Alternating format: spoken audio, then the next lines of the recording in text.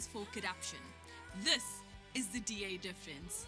The next broadcast will start shortly.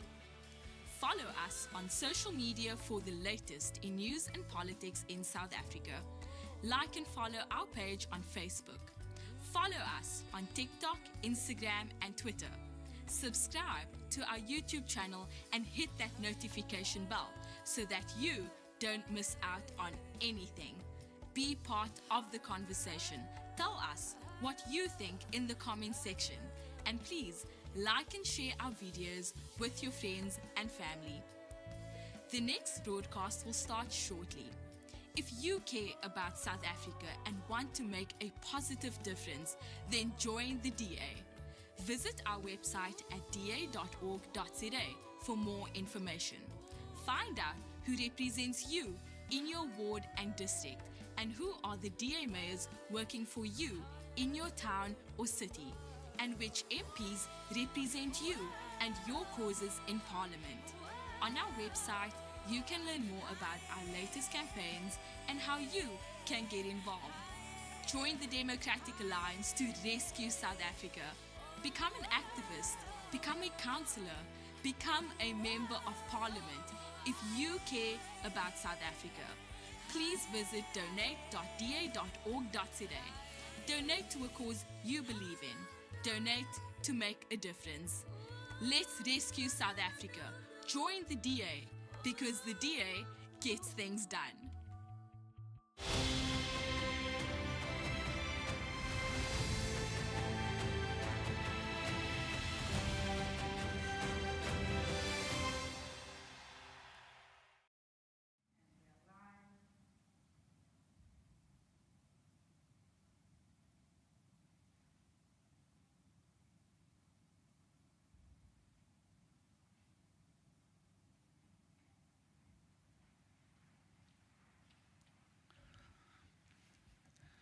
My fellow citizens, today, the 14th of June, 2024, will go down in the annals of history as the start of a new chapter for our beloved country. It is my privilege to report to you that after 2 weeks of thorough negotiations that only concluded after today's sitting of Parliament had already started, the DA has reached agreement on the statement of intent for the formation of a government of national unity. Following the signing of this document by the leaders of the respective parties involved, including the DA, the IFP, and the ANC, the DA will now enter national government, as well as provincial government in the provinces of Gauteng and KwaZulu-Natal. The statement that emerges from the past 2 weeks of intense but very mature negotiations charts a new course for our nation. At the heart of this Government of National Unity statement is a shared respect and defense of our Constitution and the rule of law, including the Bill of Rights in its entirety. It is a document that is realistic about the need for mechanisms to deal with the disagreements that will inevitably arise in a multi-party government, adopting the threshold of sufficient consensus that served our country well during the CODESA negotiations. The basic minimum program contained in the statement also commits the Government of National Unity to a path of fundamental reform that reflects many of the key pledges contained in the election manifesto of the DA and other parties, including rapid economic growth and job creation, tackling poverty and the high cost of living, building a merit-based, non-partisan and professional public service that puts the people first, strengthening law enforcement agencies to address crime, corruption, and gender-based violence, and investing in people through better education, skills development, and quality health care. In order to give effect to this vision, the Democratic Alliance will now step up to contribute our unique track record of good, clean, and accountable governance to the national project. In terms of the agreement, the DA will assume various leadership roles in the National Cabinet, the National Assembly, the National Council of Provinces, and on parliamentary portfolio committees, broadly in proportion to our share of seats within the Government of National Unity.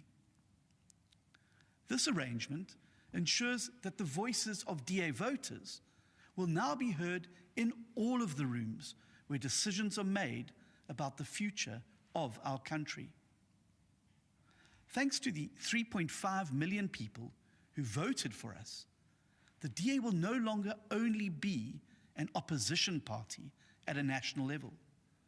Instead, the DA now becomes the second biggest party inside a multi-party national government. This same model of inclusive and broadly proportional representation in the executive and legislative positions will also apply in the provinces of Gauteng and KwaZulu-Natal. It is difficult to overstate just how significant this moment is for the Democratic Alliance. After polling just 1.7% in the 1994 election, the DA's predecessor became the official opposition for the first time in 1999. In that same year, the party first entered provincial government as the junior partner in a coalition in the Western Cape. In 2006, the DA became a party of metropolitan government for the first time through a 7-party coalition in the city of Cape Town. In 2009, the DA first won the Western Cape outright, and in 2021, we won new municipalities across the country for the first time, while entering coalition governments in more metros. And now, on the 14th of June 2024, the DA is not only set to be a part of government in the 3 biggest provinces of the Western Cape, Gauteng and KwaZulu-Natal. Today, the DA becomes a party of national government. What was once unthinkable when the DA's predecessor secured only 1.7% of the vote in 1994 has now become a reality. From today, the DA will co-govern the Republic of South Africa in a spirit of unity and collaboration. The DA takes this historic step forward out of our deep and abiding love for the people of this country. We do so both for the millions of people who voted for us and for all South Africans who yearn for a better government and a brighter future. The DA's signature contribution to this government of national unity will come in the form of our unique track record of service delivery, job creation, and our commitment to clean and accountable governance. For the very first time, the DA will now be able to bring the same expertise that we honed in places like Cape Town, Midvaal, Umgeni, Kocha, and the Western Cape to serve all the people of South Africa. This is our mission core in the Government of National Unity: to serve, to uplift, and to deliver dignity to all the people of our country. Less than 2 weeks ago, when the final election results were announced, I said to you that the DA would answer the clarion call that the people had sounded. I said that we would not bury our heads in the sand at a time when South Africa not only faced the challenges of unemployment, crime, and poverty, but also confronted the possibility of an assault on our constitutional democracy.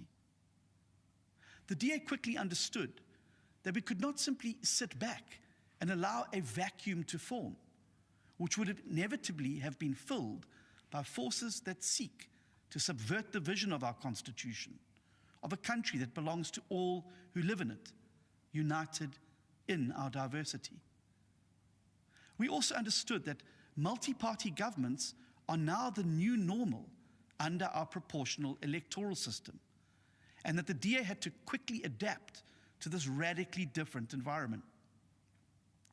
Now that these initial negotiations have culminated in a signed agreement, the DA regards it now as our patriotic duty to meet the demands of history in South Africa's hour of need.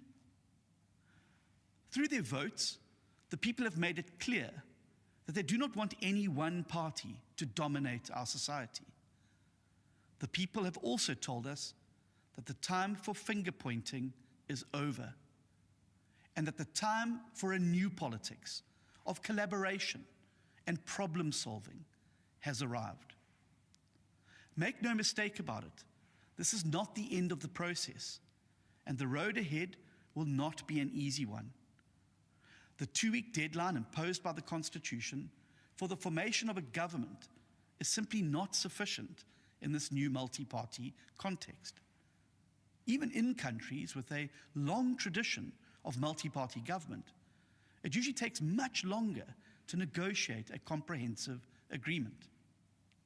We have thus decided to tackle the negotiations in phases. Phase 1 is now complete and has culminated in the adoption of the Statement of Intent, which enables the Government of National Unity to elect presiding officers in Parliament as well as a president. This is essential for stability. The Government of National Unity's presidential candidate will come from the largest party inside the grouping, being President Cyril Ramaphosa. Following his election today, President Ramaphosa will then exercise his prerogative to appoint his new cabinet from among the members of the Government of National Unity in consultation with the leaders of the constituent parties.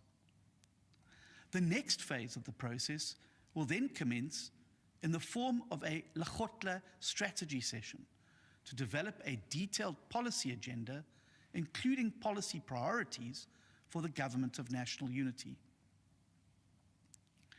Even as this marks a hopeful and historic moment for our country, it is important that we are honest with each other about the scale of the challenges that lie ahead. South Africa has the highest unemployment rate in the world. It has one of the highest crime rates in the world. Logistics and infrastructure is in an advanced state of decline, and corruption is endemic. None of us should expect these problems to be solved overnight.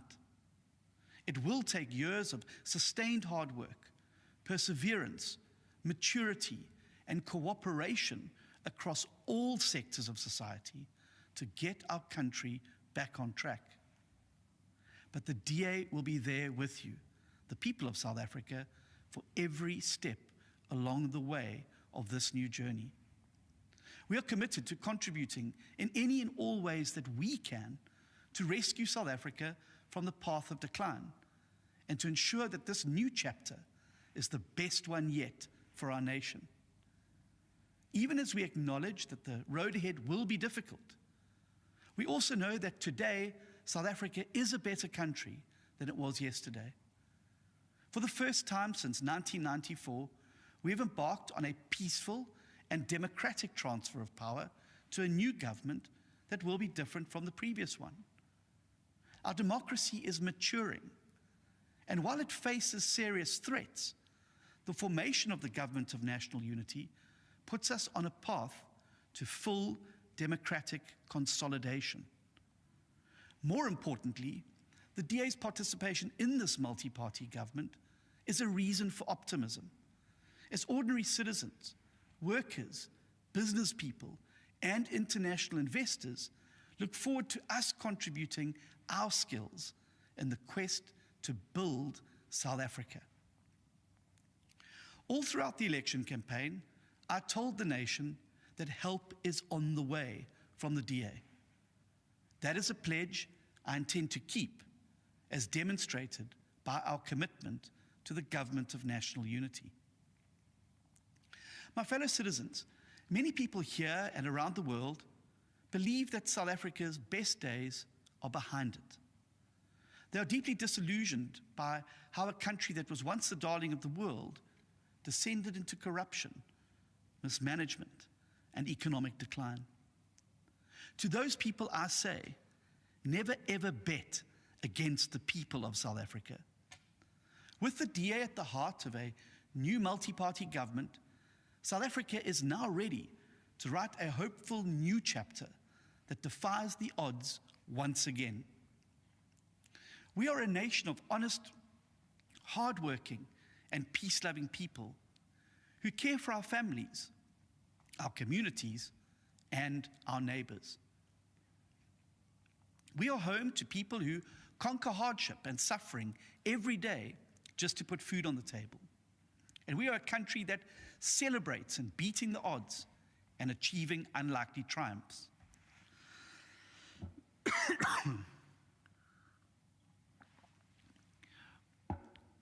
From the spring of our great diversity flows a river of humanity that can quench the thirst we all share for freedom, for prosperity, and for a country we can all be proud of. My fellow citizens, we have done it before, and I know that together we can now do it again. God bless you, and God bless South Africa. Thank you.